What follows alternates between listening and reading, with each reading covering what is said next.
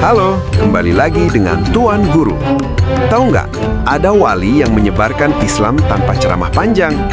Namanya Sunan Gresik. Beliau justru berdakwah lewat tindakan sehari-hari. Faktanya, nama asli beliau Maulana Malik Ibrahim. Beliau datang jauh dari Asia Tengah menuju Tanah Jawa. Bayangin, beliau tidak langsung bicara soal agama. Beliau membantu petani memperbaiki cara bercocok tanam. Beliau juga menolong warga yang sakit dan kesulitan hidup.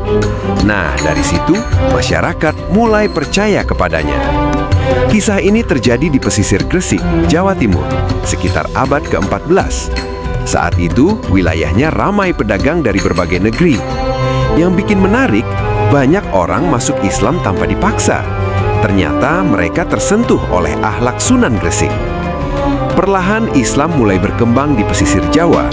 Cara dakwah beliau kemudian membuka jalan bagi para wali berikutnya. Sunan Gresik wafat sekitar tahun 1419. Makamnya di Gresik sampai sekarang masih ramai diziarahi. Dari sini kita belajar, dakwah tidak selalu lewat kata-kata.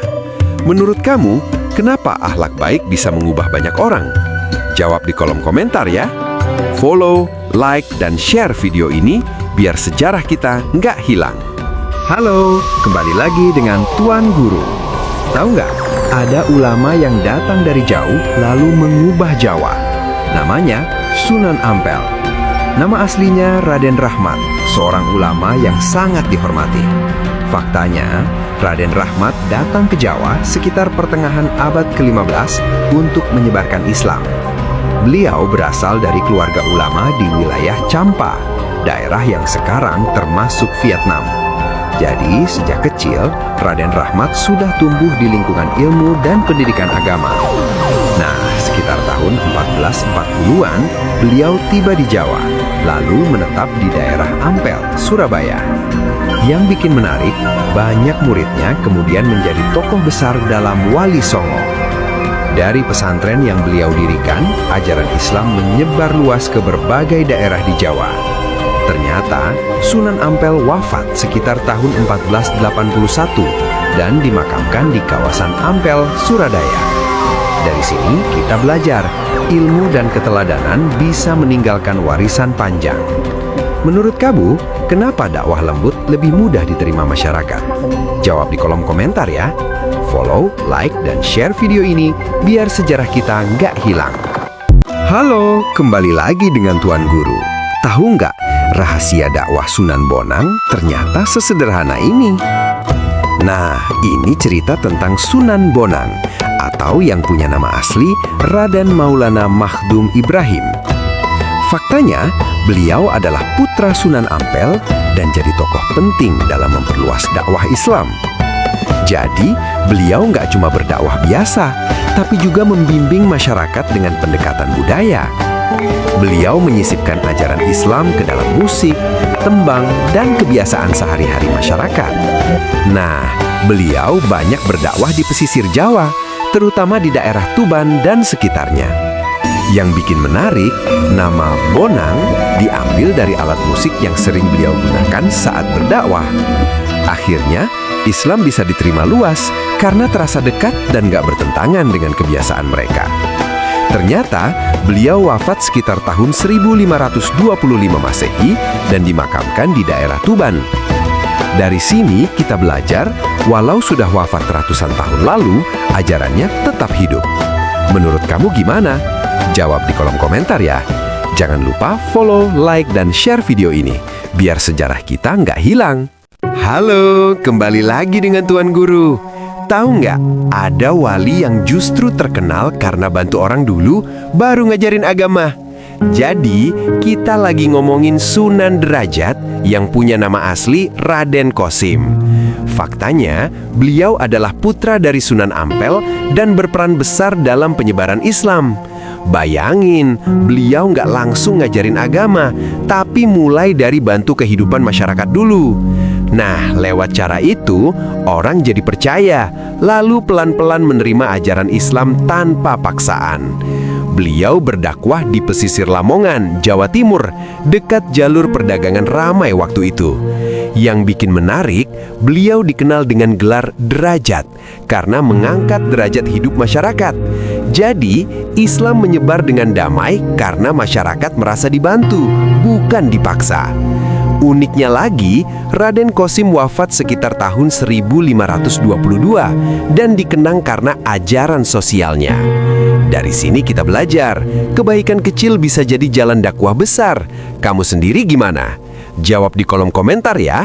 Jangan lupa follow, like, dan share video ini biar sejarah kita nggak hilang. Halo, kembali lagi dengan Tuan Guru. Tahu nggak, ada wali yang dulunya ditemukan di laut. Nah, kita lagi bahas Sunan Giri, tokoh penting penyebaran Islam di Jawa. Faktanya, Sunan Giri punya nama asli Raden Paku dan termasuk dalam Wali Songo. Ayahnya Maulana Ishak, ulama dari Asia Barat yang masih satu garis keluarga dengan Sunan Gresik. Jadi, keluarganya memang sudah dikenal sebagai penyebar Islam sejak awal di Jawa. Saat kecil, ia dihanyutkan ibunya ke laut karena kondisi berbahaya. Lalu ditemukan Nyai Gede Pinatih. Karena ditemukan dari laut, ia diberi nama Joko Samudra. Ia tumbuh di Gresik, lalu belajar di pesantren Sunan Ampel sebelum jadi ulama besar. Yang bikin menarik, Giri itu berarti gunung dalam bahasa Sanskerta. Nama itu muncul karena ia berdakwah di wilayah perbukitan tinggi. Dari sana, ia mendirikan pusat pendidikan yang melahirkan banyak penyebar Islam ke berbagai daerah. Ia wafat sekitar tahun 1506 di Gresik dan dimakamkan di bukit yang sering diziarahi hingga sekarang. Dari sini kita belajar, perjalanan hidup bisa berubah dari laut hingga jadi tokoh besar. Menurut kamu gimana? Jawab di kolom komentar ya. Jangan lupa follow, like, dan share video ini biar sejarah kita nggak hilang. Halo, kembali lagi dengan Tuan Guru. Tahu nggak, Sunan Kalijaga dulu dikenal sebagai Berandal Lokajaya. Jadi ceritanya, beliau itu bernama Raden Said, anak bangsawan di Jawa. Nah, hidupnya sempat jauh dari jalan kebaikan sebelum akhirnya berubah total. Faktanya, julukan Berandal Lokajaya muncul karena beliau dulu sering merampok orang kaya. Bayangin, beliau mirip Robin Hood, ambil harta orang kaya, lalu dibagikan ke rakyat miskin. Jadi aksinya terlihat jahat, tapi banyak orang kecil justru terbantu. Yang bikin menarik, perubahan hidupnya dimulai saat bertemu Sunan Bonang di perjalanan. Pertemuan itu jadi titik balik yang gak pernah dia bayangkan. Ceritanya terjadi di tengah Jawa saat beliau masih hidup sebagai pengembara jalanan. Disitulah Sunan Bonang menegurnya dengan cara yang tenang tapi dalam. Ternyata Sunan Bonang tidak menghukumnya, tapi menyuruhnya menunggu dan menjaga tongkat di tepi sungai. Dari situ, Raden Said belajar sabar, merenung, dan akhirnya berubah total jadi pribadi baru. Beliau kemudian menyebarkan Islam dengan cara damai, lewat budaya dan seni. Uniknya lagi, dari kebiasaan menjaga sungai itulah muncul nama Kalijaga yang dikenal sampai sekarang. Dari sini, kita belajar, niat baik saja nggak cukup tanpa cara yang benar. Menurut kamu, gimana? Jawab di kolom komentar ya. Jangan lupa follow, like, dan share video ini biar sejarah kita nggak hilang.